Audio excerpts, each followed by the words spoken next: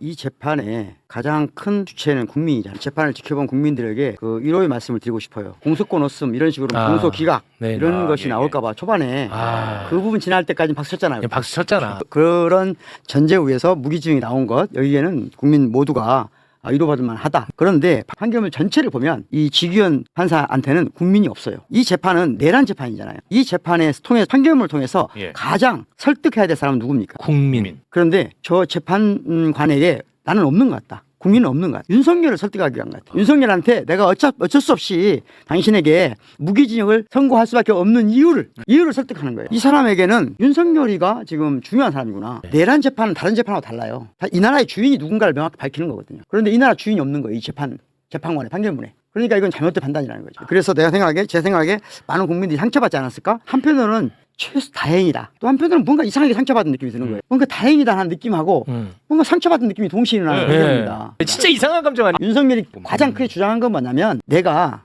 통치자로서 국가를 위해서 결단한 것이라는 거예요. 그러니까 통치권에 결단주의가 있다고 보는 거예요. 그래서 그 얘기를 하거든요. 나는 결단한 거다. 무엇을 위해서? 나라를 위해서. 그런데 이렇게 말한 거예요. 이렇게 말한 거죠. 대통령님 왕도 그건 안 됩니다. 그러니까 좀 이해해 주세요. 저를. 그 얘기 하고 있는 거잖아요. 제가 이런 판결을 할 수밖에 없는 최소한. 그런데 여기서 무서운 게 벌어지는 거예요. 무슨 말이냐? 이 판결문의 가장 큰 문제는 앞으로 대통령들이 내란 해도 되겠구나. 비상계엄 선포해도 되네. 그러니까 비상계엄을 선포해도 일정한 절차만 갖추면 형식적 실체적 요인이 어긋나더라도 결단할 수 있다. 이걸 여전히 남겨둔 거예요. 이게 굉장히 위험한 거거든요. 절차상 문제는 없어요. 당신이 대통령으로서 비상계엄 선포할 수 있어요. 거기까지는 우리는 판단 안 하겠습니다. 그 요건도 판단하지 않겠습니다. 요건도 상당히 들어올 만합니다. 왜냐하면 여러 가지 전례를 봤을 때 국회도 좀 문제 있었던 것 같아요. 민주당이 문제 있더만. 다 문제 있는 것 같아요. 그래서 비상계엄 선포한 것까지는 크게 이 사법부가 판단할 수 없는 것 같아요. 그런데 뭐가 문제냐?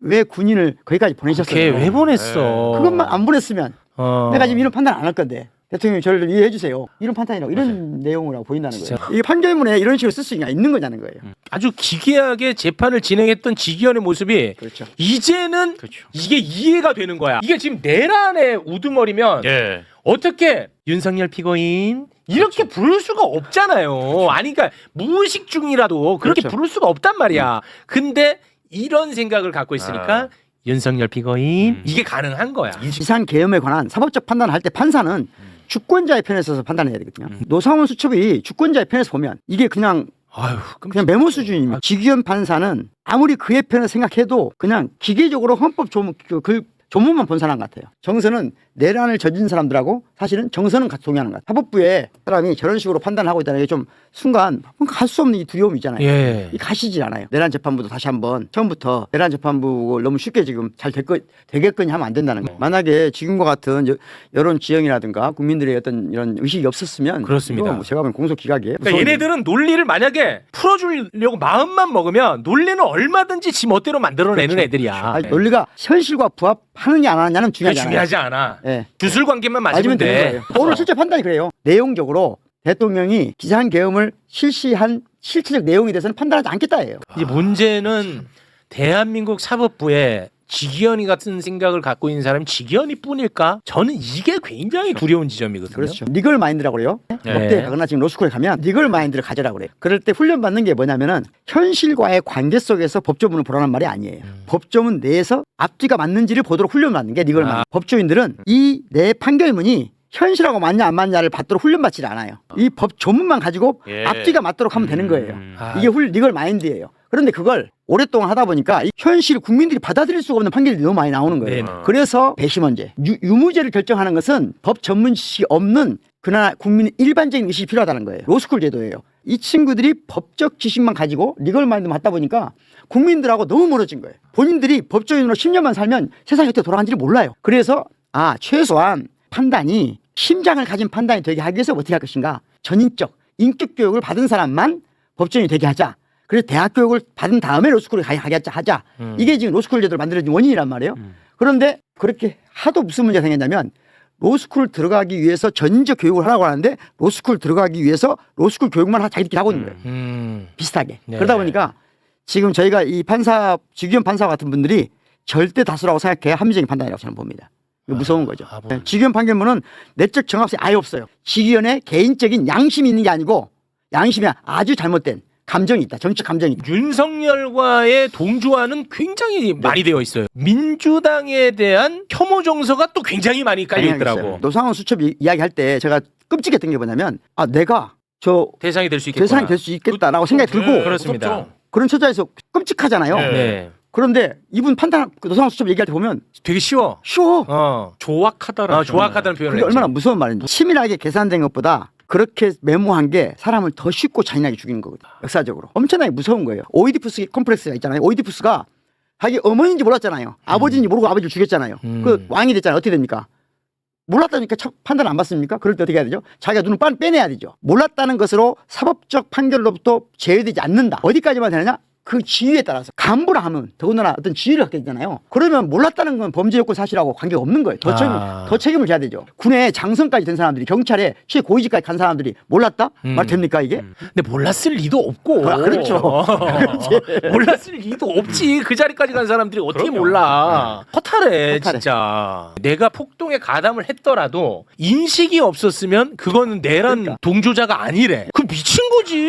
어떻게 그런 얘기를 합니까? 잘못 배워도 한참 잘못 배운 지식인데요. 저 자리에 오래 있으면 저렇게 국민들이 안 보이나요? 그건 확실한 것 같아요. 법조인들뿐만 아니라 관료들도 그럴 위험성이 커져요. 선거를 왜 하냐? 민주주의가 왜 필요하냐? 네. 선거를 통해서 간 선출자가 가서 그걸 한 번씩 망치에 때려줘야 되는 거예요. 그래야 현실의 기운이 그 안에 들어가게 하는 거죠. 현실의 기운이. 그래서 지금까지 가장 우리나라 잘못된 게 뭐냐? 사법부 안에 인사를 민주적으로 통제하지 않는 게 가장 문제 근원이에요. 전 세계에서 사법부의 인사를 민주적으로 통제하지 않는 유일한 나라예요. 우리나라가. OECD 국가 중에서. 아 그래요? 다른 나라 다 봐보세요. 지금 법원 행정처 이런 것으로 자기들끼리 막 대법원이 주요 인사를 관장하고 이런 나라는 없어요. 당연히 민주적 통제를 받아야 되죠. 지금 우리나라처럼 배시 문제도 없지.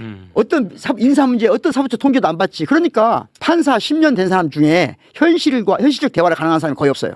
판사 10년 지난 사람 중에 현실과의 능동적 관계를 맺어서 판사하는 사람이 거의 없다는 거죠. 이 사법부 인사 문제를 사법부 개혁할 때 아주 중요하게 다뤄야 된다. 독일 같은 경우만 하더라도 사법부 인사에 가장 크게 관여하는 사람들은 국회가 추천한 인물들이 합니다. 사법부 독립이라고 하는 것은 핵심이 뭐냐? 재판 독립이에요. 재판의 독립이지 재판관들의 인사의 독립이 아니에요. 인사 문제에 관한 아무 관계가 없어요. 아니 입법부의 임명권은 국민한테 있잖아. 행정부의 임명권이 국민한테 있잖아. 왜 사법부는 없어야 됩니까? 왜 없어? 아니, 뭐야 이제 내가 발견했네. 사법부도 다 국민이 임명해야 되는 거죠. 그래서 재판이 독립되는 경우도 그조차도 위험하다 보니까 유무죄는 국민이 판단해라 하는 게 배심원제잖아요. 양형에 관해서는 전문성이 있으니까 해라. 전 세계 국민이 합의하고 있는 사법부의 독립이란 뭐냐? 양형에 관한 재판 전문가가 판단해라. 여기까지예요. 나머지는 다 국민이 결정하는 겁니다. 나라의 주인이 누군데요? 주권자 국민이잖아요. 국민. 당신의 비상계엄이 국민이 당신의 부여한 권한을 가지고 보호하고 신장해야 될 주권과 인권을 침해했기 때문에 이 비상계엄 자체가 내란이라고 판단했어야 되는 거예요. 그 부분이 더 중요했네. 그 부분이 핵심인데 무슨 영국왕 우리 집 영국왕 무슨 상관이? 국민 여러분, 당신들이 부여해준 권한이 침해한 행위 자체가 이미 내란입니다. 이렇게 말하고 시작했어야 돼요. 그렇게 시작했어요. 네? 네. 오늘은 그리고- 근데 국민은 없었어. 주권자가. 12월 3일 날 새벽에 그 마음 졸이고 봤던 국민들이 없어. 한 번도 안 나오더라고. 그리고 탱크 앞에서 목숨을 안 나와. 누웠던 사람들이 맞아요. 마음속에 그러니까. 오로지 윤석열한테 대통령이 내가 좀 이렇게 판단해서 미안하니까 내 말도 좀 이해해 주세요. 이 말이야. 이제 판결문 내용이. 뭔가 주권. 그러니까 인권과 주권을 보호하거나 신장하지 않고 그걸 거꾸로 침해하거나 축소시키는 모든 헌법기관은 탄핵 사유가 되는 거예요. 그게 헌법 체계예요. 그게 핵심 요건이고 그걸 법리적으로 설명을 해줘야 되는 거예요. 그게 지기현 판사가 해야 될 일인데 그렇습니다. 그걸 아예 안 해서 국민의 주권을 침해한 내란죄는 전 다른 문제라고 봅니다. 인권을 침해한 건 달라요. 주권을 침해하면 나라 전체를 부정하는 거예요. 나라 전체를 파괴하는 거예요. 이것은 지금까지 말했던 모든 인권 관련 헌법 관련된 논의를 벗어난 얘기예요. 그러면 이건 저는 사형을 전도해야 된다고 경우에 따라 사형 집행해야 된다고 보는 입장이에요. 나라를 전쟁도 일으키려고 했잖아요. 그런 사람을 살려두면 어떻게 됩니까? 그럼 국가가 어떻게 되는 거예요? 그거하고 지금까지 인권의 관점에서 사형을 반대하는 거랑 전혀 다른 얘기죠. 이거 주권에 관한 이야기예요. 인권 관련해서 사형제도를 반대해요. 선거도 반대하는 입장이에요. 하지만 주권 관련은 다른 얘기예요. 주권 관련해서는 역사 이래로 주권을 침해한 사람 누가 살려둡니까? 주권을 파괴한 우두머리를 누가 살려줘요? 그건 동물의 세계에서나 인간의 세계에서나 똑같이 안 되는 거예요. 왜? 그건 우리 모두가 죽기 때문에 그런 거죠. 원포인트 사형 팁. 윤석열의 내란은 완전히 예외적인 케이스예요.